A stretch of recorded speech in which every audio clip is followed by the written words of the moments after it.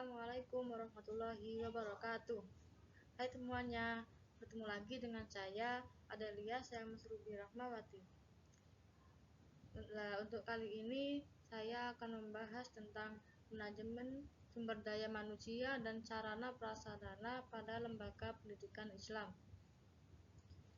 Dosen pengampu Dr. Ahmad Ibnul Mutakin, MPDI.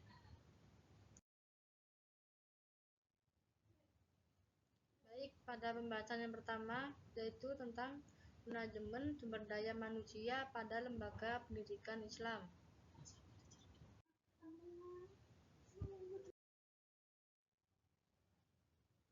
Pengertian sumber daya manusia.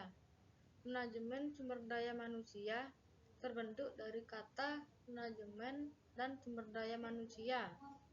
Terminologi manajemen diartikan sebagai pengelolaan atau tata cara bagaimana mengelola sesuatu untuk mencapai tujuan yang telah ditetapkan. Sementara sumber daya manusia adalah setiap orang yang bekerja dan berkontribusi dalam suatu organisasi ataupun lembaga. Berikut beberapa pengertian manajemen sumber daya manusia menurut para ahli dalam buku R. Supomo dan Eti. Yang pertama yaitu Edwin B. Filippo. Ahli ini mengartikan manajemen sumber daya manusia adalah perencanaan, pengorganisasian, pengarahan, pengendalian dan pengadaan, pengembangan, kompensasi, pengintegrasian, pemeliharaan, pemberhentian karyawan dengan maksud terwujudnya tujuan perusahaan, satu individu, karyawan, dan masyarakat. Kemudian ahli yang kedua yaitu Mikhail Jejutius. Manajemen sumber daya manusia adalah lapangan manajemen yang bertalian dengan perencanaan, pengorganisasian, pengendalian bermacam-macam fungsi, pengandaan, pengembangan, pemeliharaan, dan pemanfaatan tenaga kerja.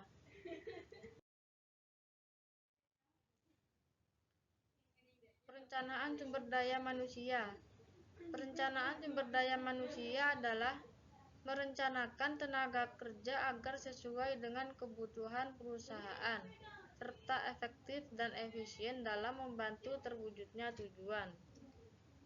Melalui perencanaan, manajemen berusaha untuk memiliki jumlah yang tepat dan jenis orang yang tepat di tempat yang tepat dan pada saat yang tepat untuk melakukan sesuatu yang mengakibatkan organisasi dan individu menerima manfaat jangka panjang yang maksimal.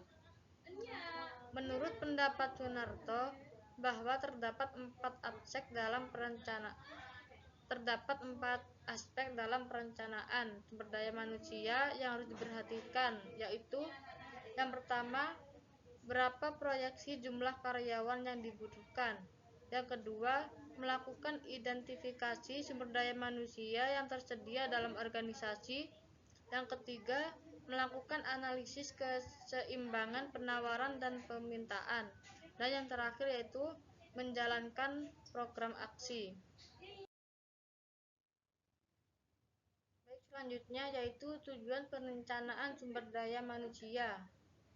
Adapun tujuan dari perencanaan sumber daya manusia menurut Priyono adalah sebagai berikut. Yang pertama yaitu untuk menentukan kualitas dan kuantitas karyawan yang akan mengisi semua jabatan dalam perusahaan.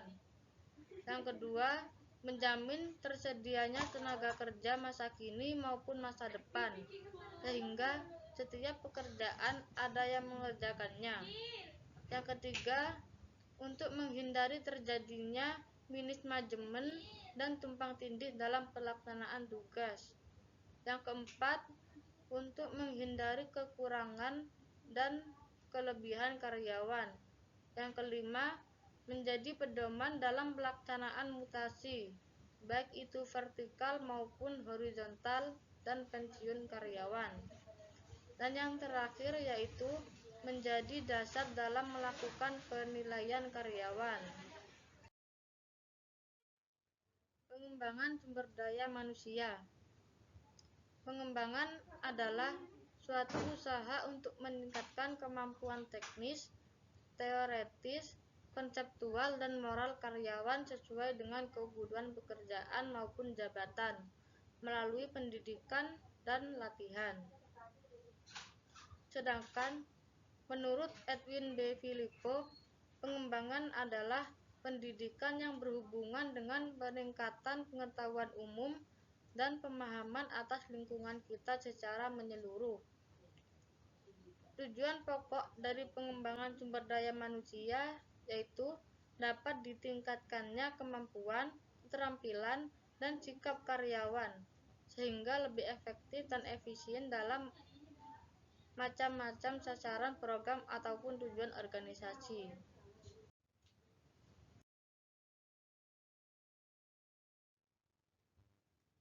Dalam menyusun program pengembangan sumber daya manusia, hendaklah mengikuti langkah-langkah berikut.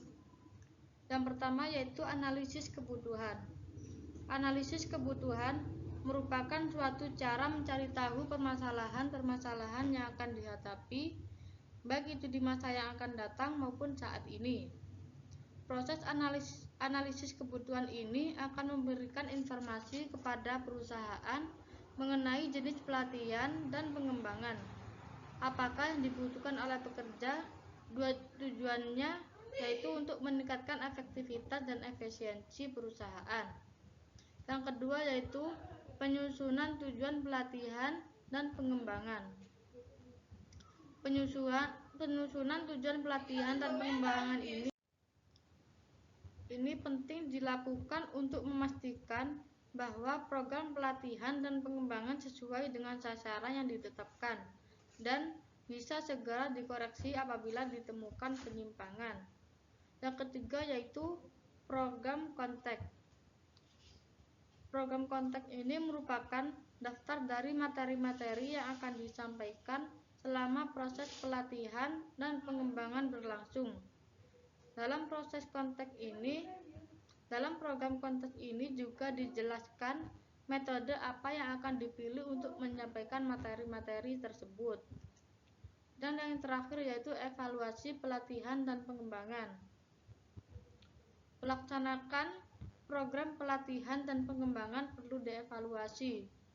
Tujuannya yaitu untuk memastikan apakah tujuan-tujuan yang telah ditetapkan telah tercapai ataupun tidak. Selain itu, untuk memastikan apakah program berjalan dengan efektif atau tidak berjalan dengan efektif. Baik, kemudian masuk pada pembahasan nomor 2, yaitu manajemen sarana dan prasarana pada lembaga pendidikan Islam. Manajemen sarana dan prasarana. Manajemen sarana dan prasarana tersebut dapat dimaknai sebagai proses pengelolaan fasilitas lembaga pendidikan Islam secara efektif dan efisien untuk mencapai tujuan organisasi. Pengelolaan sarana dan prasarana pendidikan bertujuan untuk mengadakan perincian semua kegiatan yang berhubungan dengan perlengkapan sekaligus memberi bimbingan terkait cara melaksanakan kegiatan agar dapat membantu pencapaian tugas bagi tiap unit lembaga pendidikan.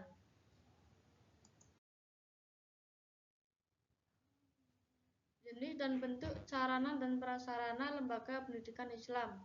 Sarana dan prasarana pendidikan dapat dibedakan dalam bentuk barang bergerak dan barang tidak bergerak. Barang bergerak seperti kertas, spidol, tinta, mobil, komputer, lemari, dan lain sebagainya. Barang yang tidak bergerak merupakan perlengkapan yang tidak berpindah-pindah, seperti tanah dan bangunan.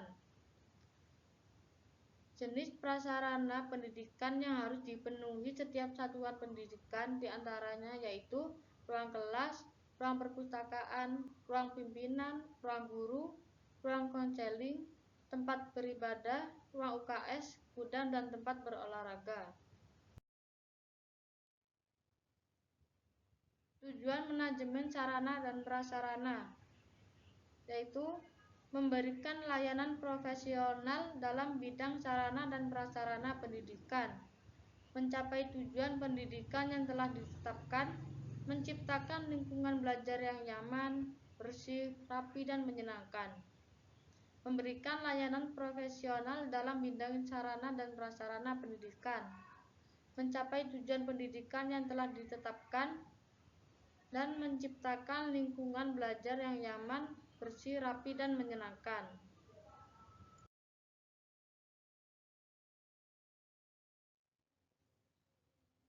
Terima kasih untuk materi hari ini. Kurang lebihnya mohon maaf.